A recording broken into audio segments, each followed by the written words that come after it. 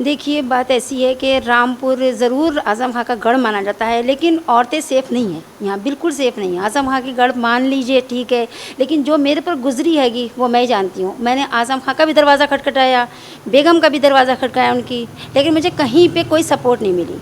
ओवैसी साहब की पार्टी का ऐसा है कि यहाँ छोटे से छोटा कैंडिडेट भी है तो वो मदद करने के लिए तैयार हैगा।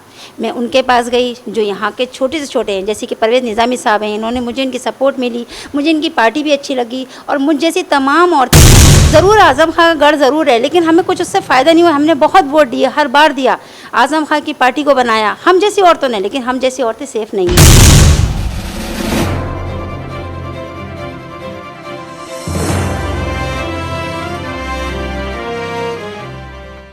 उत्तर प्रदेश के अलग अलग हिस्सों में नगर निकाय के चुनाव होने वाले हैं। पार्टी धीरे धीरे तैयारी कर रही है, चूँकि अभी हाल ही में विधानसभा चुनाव हुए हैं, उसके बाद अब फिर से पार्टियां मैदान में उतर चुकी हैं। हम इस चुनावी भ्रमण पर निकल चुके हैं और इस वक्त मौजूद हैं उत्तर प्रदेश के ज़िला रामपुर। रामपुर का नाम आते ही एक और नाम सामने आता है, आज़म खान। हालांकि अब संसदीय क्षेत्र जो है अब उनके हाथ से निकल चुका है, लेकिन फिर भी ये गढ़ आज़म खान के नाम से जाना जाता है। हमारे साथ मौजूद हैं ऑल इंडिया मजलिस इत्तेहादुल मुस्लिमीन महिला विंग की जिलाध्यक्ष सुबुही सलीम। चूँकि पश्चिमी यूपी में मजलिस लगातार नज़र बनाए हुए है, लोगों से मुलाकात कर रही है, पब्लिक मीटिंग कर रही है, कैडर मीटिंग कर रही है, और इस बार जो विधानसभा चुनाव में गलती हुई थी वो ना दोहराया जाए, इस वजह से अभी से तैयारी कर रही है। तमाम चीज़ों को लेकर बातचीत करेंगे, चूँकि अभी हाल ही में इन्होंने पार्टी ज्वाइन किया है। पार्टी ज्वाइन करने के पीछे इनका मकसद क्या है, इन सभी चीज़ों पर बातचीत करेंगे। सबसे पहला सवाल, आपने असदुद्दीन ओवैसी की पार्टी ही क्यों चुनी और तमाम पार्टियां हैं, क्यों लगा कि ओवैसी के साथ जाना चाहिए? देखिए, बात ऐसी है कि रामपुर ज़रूर आज़म खां का गढ़ माना जाता है, लेकिन औरतें सेफ़ नहीं हैं यहाँ, बिल्कुल सेफ़ नहीं है। आज़म खां की गढ़ मान लीजिए ठीक है, लेकिन जो मेरे पर गुज़री हैगी वो मैं जानती हूँ। मैंने आज़म खां का भी दरवाज़ा खटखटाया, बेगम का भी दरवाज़ा खटखटाया उनकी, लेकिन मुझे कहीं पे कोई सपोर्ट नहीं मिली। ओवैसी साहब की पार्टी का ऐसा है कि यहाँ छोटे से छोटा कैंडिडेट भी है तो वो मदद करने के लिए तैयार हैगा। मैं उनके पास गई, जो यहाँ के छोटे से छोटे हैं, जैसे कि परवेज़ निज़ामी साहब हैं, इन्होंने मुझे इनकी सपोर्ट मिली, मुझे इनकी पार्टी भी अच्छी लगी और मुझ जैसी तमाम औरतें हैं जो मुझ जैसी परेशान हैं। इसीलिए मैं चाहती हूँ कि जब मैं अध्यक्ष बनूँगी तो मैं अपनी जैसी तमाम औरतों के साथ खड़ी रहूँगी, उनको मैं समझाऊँगी, उन्हें बताऊँगी, और मैं ये काम कर रही हूँ। मैं उन्हें बता रही हूँ कि आत्मनिर्भर कैसे होते हैं, कैसे अपने आप को संभाला जाता है। ज़रूर आज़म खां का गढ़ ज़रूर है, लेकिन हमें कुछ उससे फ़ायदा नहीं हुआ। हमने बहुत वोट दिए, हर बार दिया, आज़म खां की पार्टी को बनाया हम जैसी औरतों ने, लेकिन हम जैसी औरतें सेफ़ नहीं हैं। किस मामले में सेफ नहीं है थोड़ा सा, और क्या किन चीज़ों को लेकर इनके दरवाजे पर गई थी? बिल्कुल, जैसे कि बच्चों की पढ़ाई है, आज़म खान ने स्कूल खोला, उसमें बताया गया कि बच्चे जो हैं फ्री पढ़ेंगे। मैंने अपने बच्चों का एडमिशन कराया, फिर मैं आज़म खां के पास भी गई।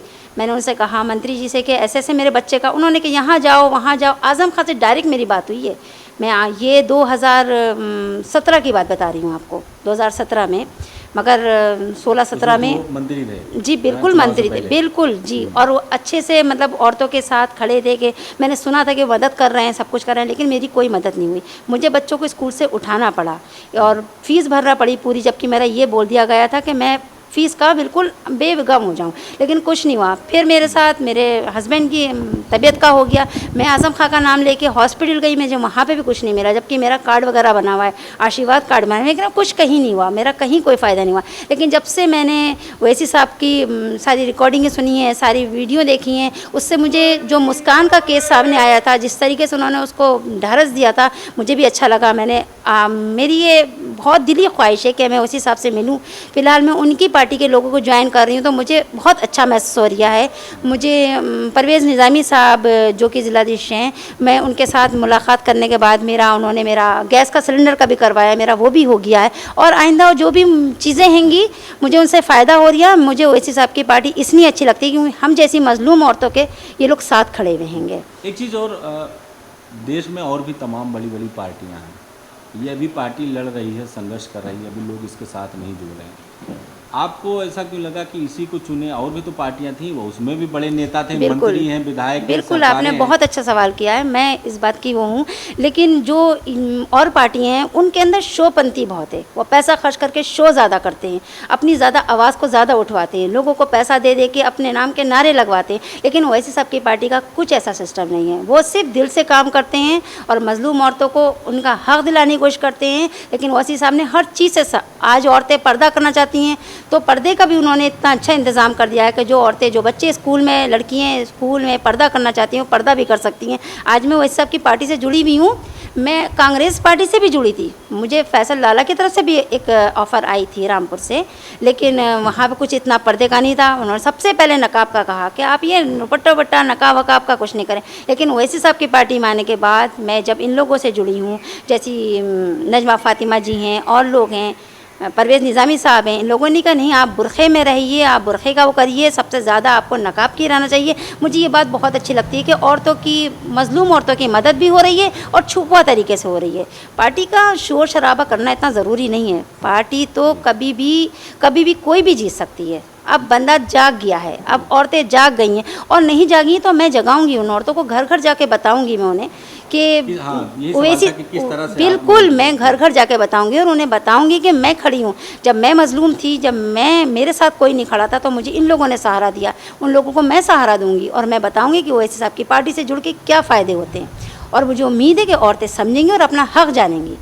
ओवैसी साहब पर और भी तमाम इल्ज़ाम लगते हैं, बीजेपी के लिए काम करते हैं, बी पार्टी है और अखिलेश यादव को हराने के लिए वोट कटौती, तमाम चीज़ें हैं। जी बिल्कुल, ये सारी चीज़ें भी तो आपके सामने आएंगी। जी उसको किस बिल्कुल, तरह से देखेंगे? बिल्कुल ये बोला जाता है कि वो बीजेपी के आदमी हैं, ये तो सब जानते हैं कि वो किस तरीके से काम कर रहे हैं और बीजेपी किस तरीके से काम कर रही है, ये सब जानते हैं।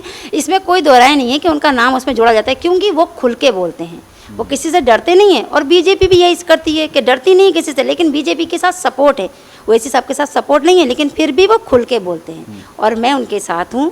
आपने महिलाओं के हक की बात की है, आत्मनिर्भर की बात की है। विधानसभा चुनाव में कांग्रेस की तरफ से प्रियंका गांधी ने एक नारा दिया था, लड़की हूँ लड़ सकती हूँ। उन्होंने खुलकर बात की थी, तो आप उनके साथ भी तो जुड़ सकती थी, उन्होंने भी तो महिलाओं कुछ पार्टियां ऐसी हैं कि नारा कुछ है और करती कुछ है। मैं खोलूँगी नहीं, लेकिन फिर भी जिसको जहाँ फ़ायदा होता है वो वहीं करता है। और मुझे यहाँ पे सपोर्ट मिली है, मैं एक अकेली औरत थी, मेरा कोई नहीं है, मेरा सहारा ही कोई नहीं है, मेरे शौहर नहीं है, मेरे भाई लोग नहीं हैं, मेरा ससुराल में कोई सपोर्ट नहीं है, सिर्फ मारपीट की थी ये। मुझे ओवैसी साहब की पार्टी ने मुझे सहारा दिया है, तो मैं उन्हीं के साथ हूँ और अपनी जैसे तमाम औरतों को अपने साथ ही जोड़ूंगी और उनको समझाऊंगी कि ओवैसी साहब की पार्टी क्या है और हमारी मजलिस क्या है। जब से आपने पार्टी को ज्वाइन किया है तब से लेकर अब तक आप में क्या बदलाव है? कितना लगा कि हम मजबूत हुए हैं या फिर हमें जी, आपने वो अच्छा सहारा सवाल मिलना किया चाहिए? है। बाकी मुझे ऐसा महसूस होता है कि मुझे एक सहारा मिला है। हाँ, मैं ये समझ सकती हूँ कि जो मुझे चढ़ाई चढ़नी है, जो मुझे जीना चढ़ना है, वो मुझे इनका सहारा मिला हुआ है और मैं चढ़ सकती हूँ। मैं चाहती हूँ कि मैं ऊंचाइयों पर पहुँचूँ ताकि मैं औरों का ही फ़ायदा कर सकूँ। ओवैसी साहब से कब मिलने जा रही हैं? मुलाकात का तो इंशाल्लाह मैं बहुत आप जल्द। समझ लीजिए आप ओवैसी साहब से 2 दिन 3 दिन बाद मिलने जा रही हैं। जी मुलाकात बिल्कुल। के वक्त आप क्या बात करेंगे? सबसे पहले क्या कहेंगे आप?